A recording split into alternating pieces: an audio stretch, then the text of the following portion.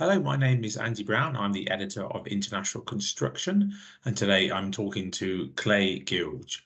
Clay's national lead and principal for infrastructure, capital projects, and climate advisory, KPMG in the US, and co-author of KPMG's 2023 Global Construction Survey, which we'll be chatting about today. Clay, thank you so much for joining us to start off with. Yeah, I'm glad to be here. Perfect. So KPMG's construction surveys have kind of been going for a while and always throw out some interesting information. Could you outline for us kind of what you see as some of the main findings of this year's report? Sure, yeah, I'd be happy to. So, as you mentioned, we've been doing this for quite a few years, and every single year we're always trying to look at what are some of the kind of key themes. This year is kind of interesting in the sense that we're coming out of COVID. We're really kind of looking and trying to figure out kind of where does everyone believe the industry is going. Both, what we would consider infrastructure owners and contractors, were both optimistic around where the industry is going. What you'll see too is when you look at the detailed results of the survey, there is also, I think some underlying kind of concern too as well, because there are some major challenges. There are some concerns around kind of supply chain disruption, cost escalation, labor shortages. So that's kind of one of the kind of major kind of themes. When you start drilling down, what you'll see is that we're continuing to kind of see the adoption and the focus around technology and innovation. So we still see those results in the survey. We're starting to see a rise in the focus around ESG. So we see that coming through as well.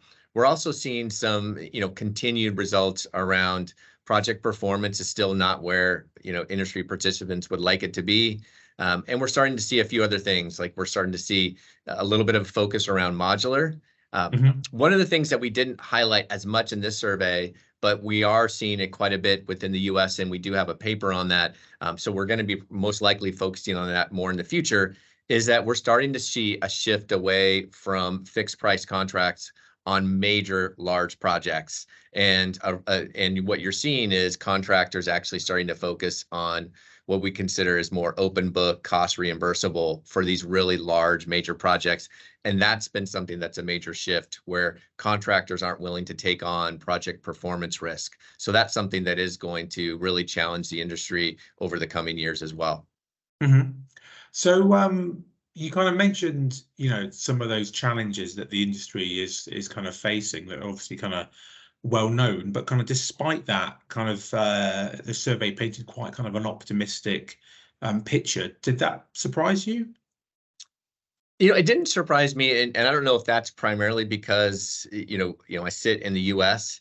But what we've seen over the past few years is there's been two overarching trends. One is there's been just a huge growth and demand for infrastructure kind of projects just in general. That's been one, and that's been there for a while. The other that's been a huge area, which is aging infrastructure. So those two have been prevalent. But now what you have is you've added on top of that two additional kind of elements that are really driving this. One is you're starting to see a lot of government stimulus, especially within the US. It's at an unprecedented level. And then at the same time, you have this really large kind of once in a generation energy transition that's taking place. So that while you have a lot of, fossil fuel types of, kind of energy generation, now that you're shifting towards, electrification and hydrogen and these other areas, all that infrastructure has to be swapped out and changed. So you have everything taking place within the utilities, but you also have, auto manufacturers and other industrial manufacturers having a huge dramatic kind of shift in the type of facilities, and then also what are the resources and needs that they have. So we're seeing that. So I think those four elements are what's really driving it. So I'm not surprised. Okay, perfect. Thank you. And does the survey kind of paint a picture of maybe an industry that's starting to embrace kind of technology a little bit more, and kind of what did the respondents of this survey kind of point to in terms of what aspects of technology could give them the biggest kind of upswing in productivity? Yeah, so one thing that's always been exciting for us is we started focusing on technology within the survey around 6 years ago. And at that time we were we were actually, I think, expecting even a broader embrace around technology. So each of the surveys since then, we've been really looking to see, okay, is it really catching on? And this was the first year when we were looking that we actually started seeing a much broader adoption and what I would consider kind of acceptance of, technology is going to be one of the key levers for us. So what you've had in the past is you've had data analytics, you've had BIM, and then you've also had project management information systems. And 6 or 7 years ago, those were just starting to take on. Now those are kind of table stakes. And now what you're starting to see is additional technology beyond that. So what you're starting to see is everything, like you said, mobile. We're starting to see adoption of AI. I mentioned kind of modular, which is kind of, it's focused around technology, but it's also focused around process. So you are seeing the adoptions of additional kind of technologies. I think the biggest question I think a lot of people have is that because, it takes so much investment, I think a lot of them have been waiting to see those kind of first movers to see where they have success, and then they're following that, which is why that you actually saw such, broad adoption of PMIS systems, broad adoption of, kind of BIM, broad adoption of data and analytics. I think you're going to start seeing broad adoption of some of these other technologies, depending on which ones really drive, the most, like return on investment. Mm-hmm. That's great, thank you. And does it also show the survey a bit of a changing attitude to kind of ESG from kind of maybe something that is maybe becoming a bit core now? I think the short answer is yes.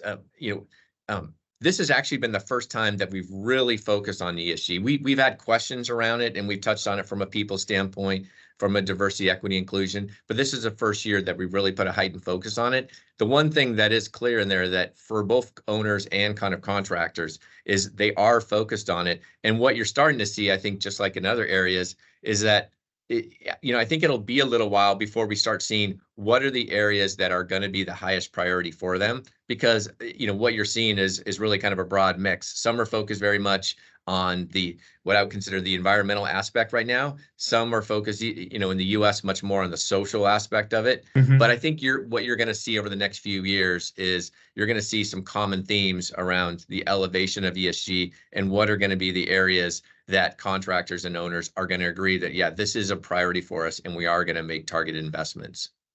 Okay. And one of the things that the report highlighted that I suppose is, not a surprise to people in the construction industry, was kind of roughly kind of half of projects were kind of completed on time. Kind of what are some of the kind of potential solutions to this? And is it, the technology that we were speaking about earlier? Yeah, I mean, that's a really difficult question, and it's one that has been plaguing the industry for quite some time. And to really kind of dive into it, you have to start kind of looking and seeing what are some of the industry dynamics that are at play. Well, the construction industry is highly fragmented, both vertically and horizontally. And what that means is for any major project that's being delivered, every major project is pretty much going to have a completely different kind of value chain. And that means that if you want to drive efficiency, you want to drive standardization, that you want to drive scale, it makes that very difficult because you almost have bespoke projects every single time.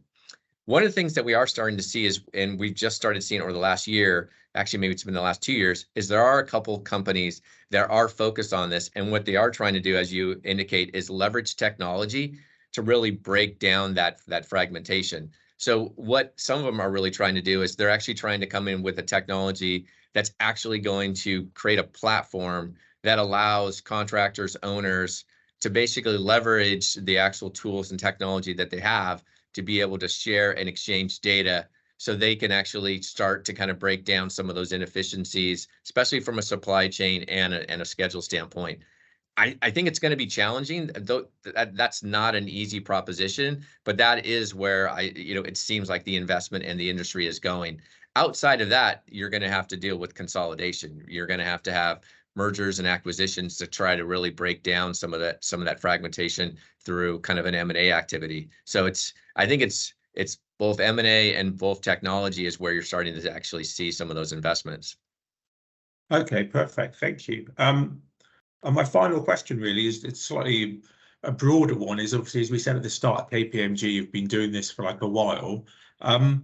I wonder if there's any kind of, broader trends that, that you can see if you look back at it kind of from when you guys first started this to kind of now, in terms of kind of seeing that path that the industry's taken.